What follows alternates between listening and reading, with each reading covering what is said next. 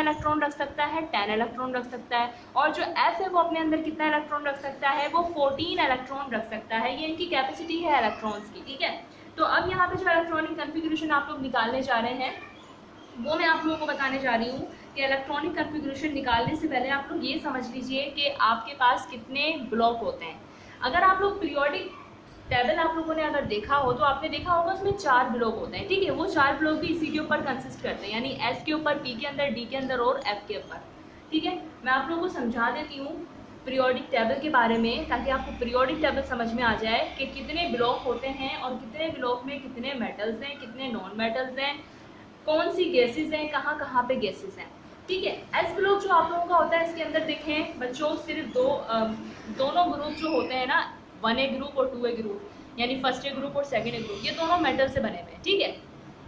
यहाँ तक आप लोगों को अगर मेरी बात क्लियर हो रही हो, ठीक है। फर्स्ट ए और सेकेंड ए ग्रुप जो आप लोगों के पास होता है ये मेटल से बना हुआ होता है, ठीक है। फर्स्ट ए ग्रुप को आप जो है अल्कली मेटल कहते हैं, इसको आप जो है alkaline metal, alkaline earth metal कहते हैं, ठीक है। और जो पी आप लोगों के पास होता है, पी के अंदर आपके पास बहुत सारी चीज़ें शामिल होती हैं। ये थर्ड ए ग्रुप से लेकर आपका 8A ग्रुप तक होता है, ठीक है। अब 8A ग्रुप को आप लोग जो है 0 ग्रुप भी बोलते हो, क्योंकि उसके अंदर क्या आ जाती है बच्चा, नोबल गैसेज आ जाती है, ठीक है। नोबल गैसेज आपको पता है, हीलियम है, आर्गन है, जीनॉन है, क्रिप्टॉन है। तो ये आपके पास सारी क्या है, ये आपके पास सारी नोबल गैसेज हैं, ठीक है। 3A ग्रुप के अंदर आपको पता है कि मेटल्स भी होते हैं, बोरान है, कार्बन आपके पास गैस भी होती है, मेटल्स कुछ मेटलॉइड्स भी होते हैं जैसे कि सिलिकॉन भी मौजूद है। तो 3A से लेके 8A तक बेटा जितने भी ग्रुप होते हैं वो सब आपके पास क्या होते हैं, उसके अंदर मेटलॉइड्स भी आ जाते हैं, उसके अंदर गैसेस भी आ जाती हैं, उसके अंदर मेटल्स भी आ जाते हैं, ठीक है। उसके बाद हम बात करते हैं बच्चा D की, ठीक है। D जो आपके पास होता है ना बेटा, ये आउटर ट्रांजिशन एलिमेंट्स होते हैं। इसके अंदर कौन से एलिमेंट्स होते हैं, आउटर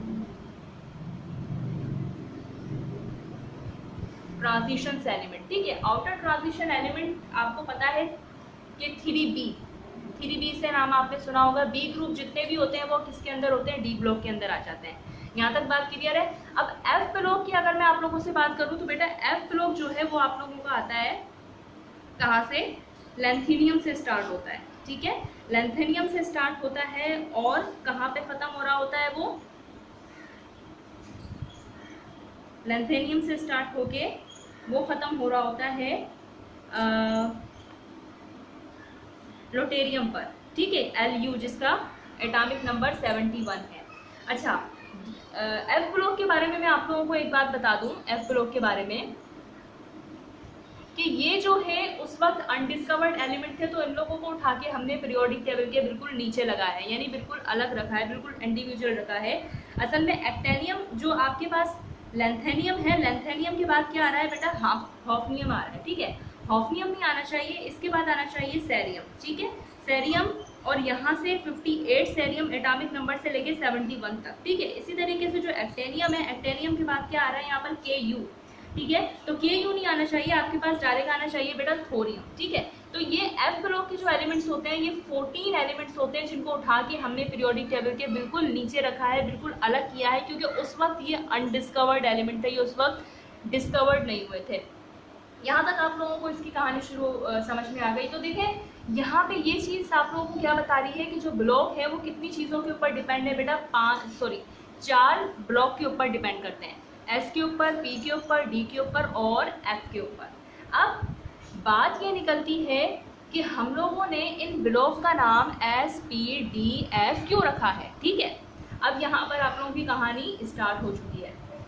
देखें हम लोगों ने इसका नाम S, P, F और D इसलिए रखा है क्योंकि जो फर्स्ट ए ग्रुप होता है, यानी जो S ग्रुप है, S के अंदर मैंने आप लोगों को बताया है कि कितने आप लोगों के पास ग्रुप आते हैं। S ब्लॉक में आपके पास कितने ग्रुप आते हैं, फर्स्ट ए ग्रुप आता है और आप लोगों के पास सेकेंड ए ग्रुप आता है। तो फर्स्ट और सेकेंड ए के ग्रुप का कोई भी इलेक्ट्रॉनिक कन्फिग्रेशन एलिमेंट उठा करके आप निकाल लीजिए, तो उसका जो लास्ट वाला आपके पास होगा वो आप लोगों के पास उसका फिलअप होगा, शेल S फिलअप होगा, ठीक है। जैसे कि मैं आप लोगों के पास एग्जांपल ले लेती हूँ सोडियम की, ठीक है। सोडियम का एटॉमिक नंबर कितना है बच्चों, सोडियम का एटॉमिक नंबर कितना है, 11 है।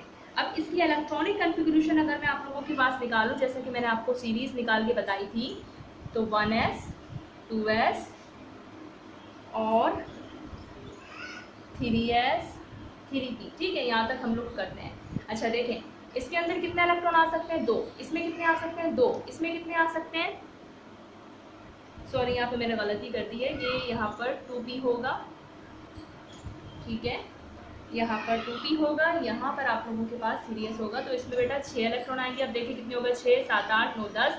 अब एक इलेक्ट्रॉन इसमें आ रहा है, तो आप देखें कि इसका जो लास्ट शेल है वो क्या है, s के ऊपर खत्म हो रहा है, ठीक है। और इसका जो लास्ट वैलेंस इलेक्ट्रॉन है, आखिरी इलेक्ट्रॉन को बोलते हैं बच्चा वैलेंस इलेक्ट्रॉन, तो वो किसके अंदर एंटर हो रहा है, s के अंदर एंटर हो रहा है, ठीक है। अब आप कोई सेकेंडरी ग्रुप का एलिमेंट उठा लीजिए और उसकी इलेक्ट्रॉनिक कन्फिग्रेशन निकाल कर देख लीजिए। जैसे कि मैं उठा लेती हूँ यहाँ पर बेरिलियम, ठीक है। तो बेरिलियम जो आप लोगों के पास है, इसका एटॉमिक नंबर आप लोगों के पास कितना है बच्चा, 4, ठीक है। अब इसकी इलेक्ट्रॉनिक कन्फिग्रेशन निकाल लीजिए, 1s 2s और 2p, ठीक है। इसके अंदर 2, इसके अंदर 2 और कितने आ गए, नहीं ख़त्म हो गया, ठीक है, p की हमें ज़रूरत ही नहीं है, ठीक है। तो 2 इसके अंदर आ गए और 2 इसके अंदर आ गए। तो अब इसमें भी देख लीजिए कि लास्ट वाला जो आपके पास s इलेक्ट्रॉन है वो क्या हो रहा है, फिलअप हो रहा है, और जो लास्ट वैलेंस इलेक्ट्रॉन्स है वो किसके अंदर आ रहे हैं, s के अंदर आ रहे हैं। तो यही वजह है जो हमने इस वाले ब्लॉक का नाम क्या रखा है, s ब्लॉक रखा है, ठीक है। अब इसी तरीके से आप दूसरे की कहानी तो खुद समझ गए होंगे कि अगर मैं बात करूं आप लोगों से p ब्लॉक की, तो p ब्लॉक में बेटा कितने आपके पास ग्रुप आते हैं, p ब्लॉक के अंदर आप लोगों के पास कितने ग्रुप आ रहे हैं, p ब्लॉक के अंदर 3 से लेके आपके पास 8 तक ग्रुप आ रहे हैं, ठीक है। अब 3 से लेके 8 तक आप कोई भी एक एलिमेंट उठा लीजिए, जैसे कि मैं आप लोगों के पास नाइट्रोजन उठा लेती हूँ, तो नाइट्रोजन का आपके पास एटॉमिक नंबर कितना है बच्चों, 7 है, ठीक है। इसका इलेक्ट्रॉनिक कन्फिग्रेशन अगर आप निकालेंगे तो आपके पास क्या निकलेगा, जैसे कि 1s है, सॉरी असल में ये सीरीज़ याद करना बहुत बड़ा मसला है, इसी वजह से जो ट्रिक मैंने बताई है उसके हिसाब से आप जब भी एग्ज़ाम में इलेक्ट्रॉनिक कन्फिग्रेशन निकालें तो सबसे पहले आप वो लाजमी लिख लीजिएगा, ठीक है। 2p 3p यहाँ तक लिख लेते हैं बस, यहाँ पर सही है।